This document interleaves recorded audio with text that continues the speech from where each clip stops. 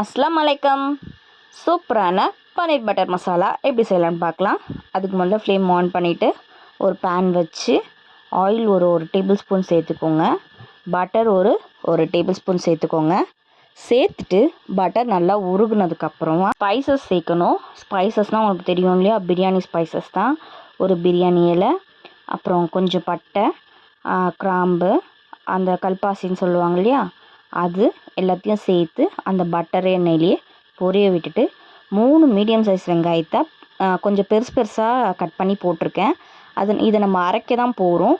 So அதனால் பெருசாக cut பண்ணியிருக்கேன். ஒரு பச்சை மிளகாய், ஒரு காஞ்ச மிளகாய், இது எல்லாத்தையும் சேர்த்து நல்லா வதக்கிக்கோங்க. 3/4 டேபிள் ஸ்பூன் இஞ்சி பூண்டு பேஸ்ட்டு போட்டு நல்லா வதக்கிக்கோங்க. இதை அரைக்கிறதுனால ஃப்ரெஷ்ஷாக கூட நீங்கள் இஞ்சி பூண்டு அப்படியே கூட போட்டுட்டு அரைச்சிக்கலாம். இப்போ இது இஞ்சி பூண்டு நல்லா வதங்கினதுக்கப்புறம் 3 மீடியம் சைஸ் தக்காளியை கொஞ்சம் பாதியாகவே கட் பண்ணி அதையும் நான் சேர்த்துருக்கேன். அதுவும் நல்லா வதங்கி வரணும், நல்லா மசியணும். பாருங்கள், நல்லா சுற்றிலும் வதக்கி விடுங்க. தேவையான அளவு உப்பு சேர்த்துக்கோங்க. உப்பு சேர்த்துட்டதுக்கப்புறம் 1 டேபிள் ஸ்பூன் வெறும் மிளகாய்த்தூள் இருக்கு இல்லையா, குழம்பு மிளகாய்த்தூள் கிடையாது, வெறும் மிளகாய்த்தூள், அதை சேர்த்து நல்லா வதக்கி விடுங்க. உங்கள் காரத்துக்கு ஏற்ப சேர்த்துக்கோங்க. ஏன்னா இதில் பச்சை மிளகா, காஞ்ச மிளகா சேர்த்துருக்கோம். நல்லா வதக்குங்க. நல்லா அந்த ஆயிலில் எல்லாமே மிக்ஸ் ஆகி நல்லா வரணும். இந்த அளவுக்கு வந்ததுக்கப்புறம் ஃப்ளேம் ஆஃப் பண்ணிவிட்டு ஆற வச்சுட்டு ஒரு மிக்சர் ஜாரில் சேர்த்து நல்லா பேஸ்ட்டாக அரைச்சிக்கோங்க. பாருங்கள், இந்த அளவுக்கு அரைச்சிக்கோங்க. இதை ஒரு சைடில் வச்சுட்டு ஒரு பேன் வச்சுக்கோங்க. பேன் வச்சுட்டு அதே ப்ராசஸ் ஒரு ஸ்பூன் ஆயில் விட்டுட்டு இதில் 2 டேபிள் ஸ்பூன் பட்டர் சேர்க்கணும். பட்டர் நல்லா உருகணும். நல்லா உருகுனதுக்கப்புறம் ஒரு 2 வெங்காயத்தை மீடியம் சைஸ் தான், அதை கொஞ்சம் ரொம்ப பொடியாக கட் பண்ணிவிட்டு அதையும் அது உள்ளே சேர்த்துட்டு நல்லா வதக்கி விடுங்க. அந்த பட்டரில் வதங்கும் போது செம்ம வாசனையாக இருக்கும்.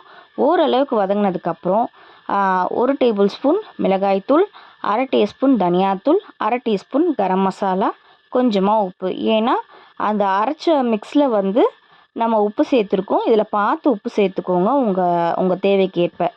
இந்த எல்லாமே மசாலாலாம் ஒன்றா சேர்ந்து வதங்கினதுக்கப்புறம் நம்ம அரைச்சி வச்சுருக்க பேஸ்ட்டு ஊற்றிட்டு அதுக்கப்புறம் அந்த ஜாரில் கொஞ்சமாக தண்ணி ஊற்றி அலசி ஊற்றிக்கோங்க.